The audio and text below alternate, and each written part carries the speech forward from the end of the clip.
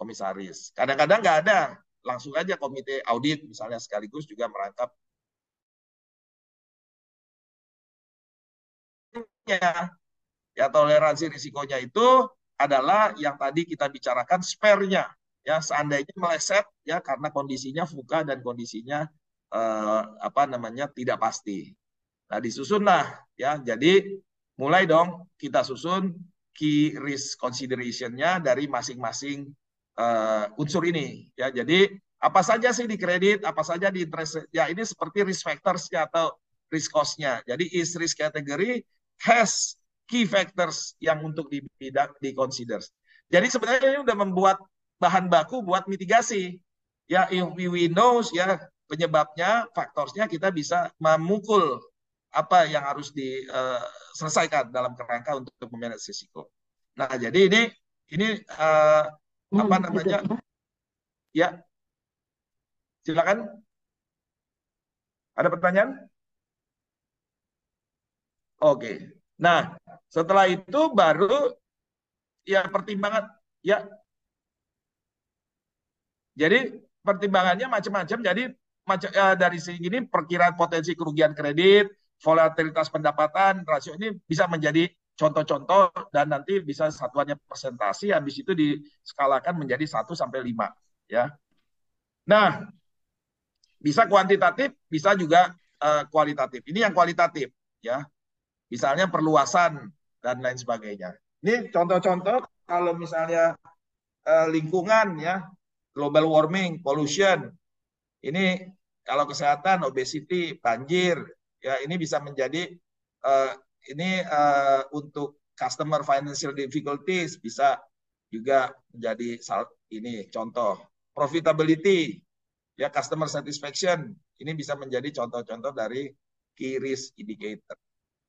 Nah, baru setelah itu levelnya kita tentukan, ya kita tentukan ini contohnya untuk per jenis risiko dan kemudian baru kita develop lah apa yang disebut sebagai risk statement-nya. Credit risk, kita mau risiko nya berapa, risk statement-nya apa, disusun. Ya strategic risk disusun, termasuk juga angkanya. Dan ini kalau perusahaannya di bawah kendali OJK udah enak, sudah ada POJK-nya dan sudah ada petunjuknya. Nah, sekarang saya ingin membedakan ya antara loss event database yang bersifat past atau expose, kemudian KRI kita ini yang kita bicarakan itu sebenarnya ongoing presence ya, dan kita pun juga harus mengantisipasi ya untuk membandingkan ya dengan future-nya ya bagaimana ke depannya. Ya ke depannya kita ingin apa namanya jangka panjangnya ya atau forward looking-nya. Ini yang disebut sebagai sering dalam istilah risk control self assessment. Untuk ke depan nih, untuk ke depan. Nah, KRI itu bicara ada orang yang mempunyai pandangan berbeda. Control self assessment present itu nggak perlu terlalu diperdebatkan menurut hemat saya, tapi minimal kita tahu mana yang pas, mana yang present dan mana yang forward looking. Nah pertanyaannya, apakah bisa nih yang risk control self assessment berisi data yang udah lewat? Bisa saja kalau kita nggak melakukan learning, ya risiko yang udah pernah terjadi, jadi kita kejeblos 2 kali.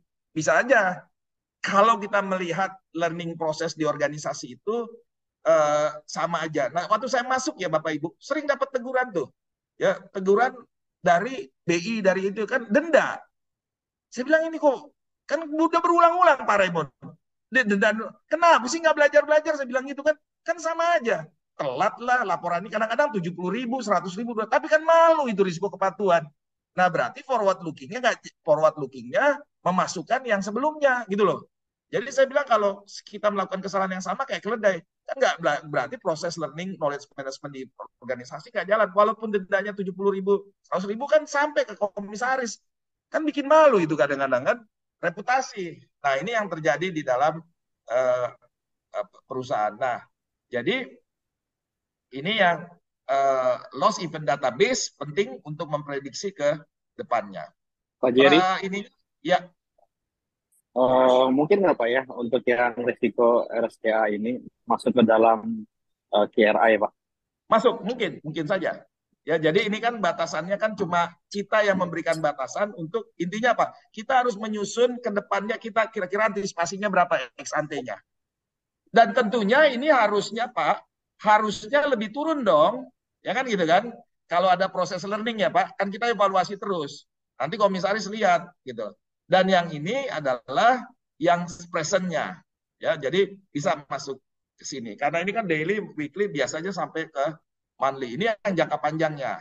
Jangka panjang dalam 1 tahun ya. Istilahnya apa saja boleh. Yang penting ada yang lalu data yang terjadi realisasi dan ada yang sekarang maupun yang ke depan. Gitu. Jadi kalau risiko misalnya untuk konvensi itu masuk ke present, ke KRA itu bisa-bisa aja, Pak. Bisa. Ya berarti kita membatasi. Jadi gini loh Pak, konsep waktu, what is the meaning of time ya? Nah, jadi kita ke filosofi. Jadi kita yang mendevelop itu. Kalau dalam konteks budaya Greek ya and Rome itu dia kan linear, past, present dan future. Tapi kalau kita pakai konsep Asia, Oriental, India, waktu itu bulat Pak. Jadi gitu. Jadi dia siklus, spiral gitu. Nah, kita karena risk management itu sebenarnya bukan teori dari Indonesia, bukan dari timur, tapi dari barat. Kita menggunakan past, present, dan future. Sebenarnya apa yang terjadi di future bisa pengulangan dari yang past gitu. Tapi kalau kita harapkan pengulangan dari yang pas, tapi dengan tingkat risiko yang makin turun. Harusnya kan gitu. Seperti itu ya Pak. Jadi itu hanya konsep dari sisi waktu. Nah, jadi kemudian yang ketiga, baru dirumuskan risk toleransinya ya sebagai bagian dari indikator diturunkan. Nah, misalnya kayak tadi yang udah saya sampaikan sebelumnya, kita harus punya nih Pak ya supaya dalam perjalanannya jangan kita harus tahu risk sih 3% sih 3%, tapi melenceng atau gimana, melenceng yang boleh nggak atau melenceng yang tidak boleh. Melenceng yang boleh namanya risk tolerance, melenceng yang nggak boleh berarti dilihat lagi apakah melewati risk capacity atau tidak, jangan sampai kebablas gitu loh. Nah, inilah game permainannya ujung-ujungnya yang namanya KRI itu risk appetite sama risk tolerance sama risk limit. Risk limit itu berarti sudah di cascading kepada unit-unit bisnis fungsional. Jadi dia ngambil bahwa risk appetite kami atau risk limit kami sekian gitu loh. Per unit fungsional, per unit bisnis, per cabang dia beda lagi. Nah, ini semua dirijennya adalah divisi manajemen risiko. Jadi divisi manajemen risiko itu harus punya peta dashboard dari per unit bisnis fungsional, kemudian dari grup, kemudian sampai besar sampai ke corporate wide. Jadi dia punya di slice and dice-nya itu harus punya detail. Jadi memang berat sekali tugas dari divisi manajemen risiko dalam soal KRI. Jadi nggak bisa KRI-nya sumir, gabungan gitu aja. Begitu dibuka, di-unpack, dilihat nggak jelas unit bisnis marketing apa, unit bisnis ini gimana pembagiannya dan lain sebagainya. Jadi ini persis kembarannya dari KPI. KPI kan juga harus detail. Nah, kemudian baru seterusnya barulah nanti diterapkan lebih lanjut ke masing-masing limit organisasi. Jadi limit risiko itu limit secara keseluruhan untuk entitas organisasi, limit per jenis risiko, dan limit per aktivitas fungsional operasional atau unit bisnis tertentu di dalam organisasi yang memiliki exposure risiko. Nah, jadi nanti ini ada limit keseluruhan. Limit keseluruhannya untuk setiap kriterianya yang sudah disusun dari framework. Dan dia harus ada risk appetite-nya, ya. Dan dia ini per jenis risiko. Kalau ini dibaginya per fungsional, Pak. Gitu loh. Jadi misalnya credit and lending division. Dia punya credit risk dong. Dia juga punya risiko pasar. Ya, dia juga punya risiko operasional, dia juga punya risiko likuiditas. Nah, ini ngelihatnya per divisi, ini ngelihatnya per jenis risiko. Oke, dan ini bisa dibandingkan. Jadi divisi kredit apa aja risikonya? Dia punya risiko kredit pasti. Dia juga punya risiko pasar kalau berkaitan dengan misalnya suku bunga di banking book dan lain sebagainya. Dia juga punya risiko operasional. Nah, tapi ini ngelihatnya dari divisinya, ini ngelihatnya dari per jenis risiko. Kalau ditambah lagi dengan spasial, ada lagi per jenis ini. Jadi ini detail. Jadi limit per aktivitas fungsional ada lagi. Ya, dan limit per jenis risiko ada lagi. Dan ini saya bagi dua, bisa aja limit per wilayah. Ya. Nah, jadi nanti ini dibikin matriksnya. Matriksnya untuk kredit, mungkin ini centreng, ada risiko kredit. Tapi risiko pasar mungkin nggak ada. Ini ada mungkin. Jadi ini ada matriksnya. Dan ini kemudian ada ini jenis risiko. Jadi kita slice and dice-nya detail sekali. Ya, detail sekali. Nanti ada all bank wide atau all insurance wide atau all organization wide. Ini hanya contoh saja untuk kreditnya bagaimana, untuk ininya gimana. Nanti ada keseluruhan.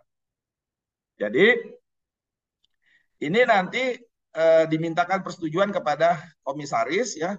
Nah, pendekatannya bisa top down dan bottom up tadi.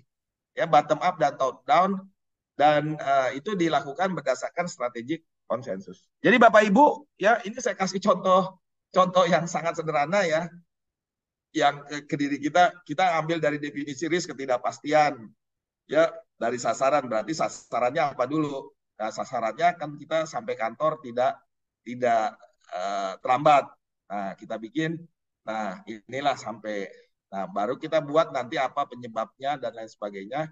Nah, ini langkah mudah juga. Ya, ini ya mudah yang menyusun KRI, yang simplifikasinya.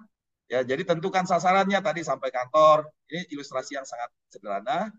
Jam 8. Terus kemudian apa sih petakan proses bisnisnya tadi berdasarkan strategi. Ini kan strateginya. Ya, terus kemudian kita lakukan risk breakdown structure-nya, ya di sasarannya, di risk event-nya, risk cost-nya, kemudian baru disusun KRI-nya.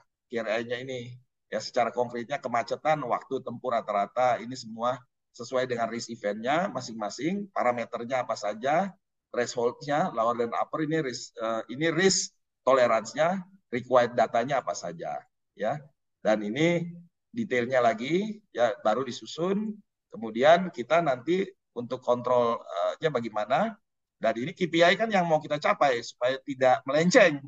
Jadi key risk indicator ini adalah mengkontrol nanti dari risk.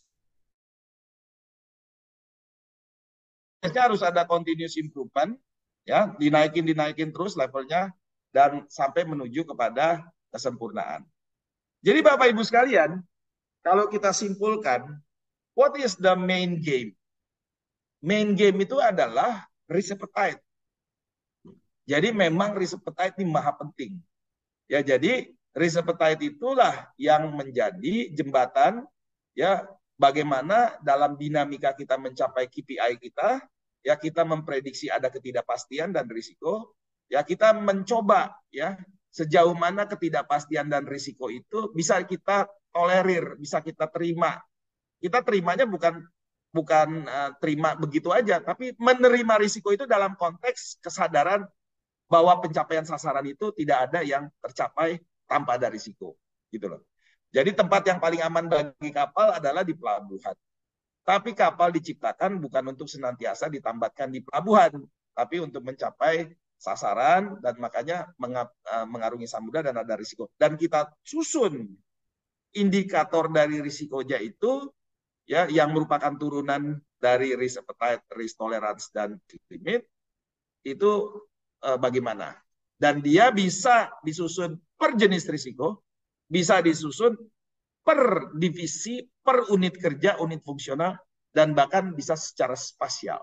Ya, nah inilah yang secara detail dan contoh-contohnya sudah saya indikan, tinggal dibaca oleh tim dari Bapak Ibu sekalian. Saya rasa demikian ya untuk ininya untuk praktisnya dan terima kasih atas perhatian Bapak Ibu sekalian. Wassalamualaikum warahmatullahi wabarakatuh. Selamat siang Mbak Jerry. Waalaikumsalam warahmatullahi wabarakatuh. Waalaikumsalam Pak Jerry. Pak Jerry Ya. kita foto dulu ya Pak. Oh iya, kita belum foto ya. Belum Pak. Ya. Saya hitung ya Bapak Ibu. Slide pertama. 1, 2, 3.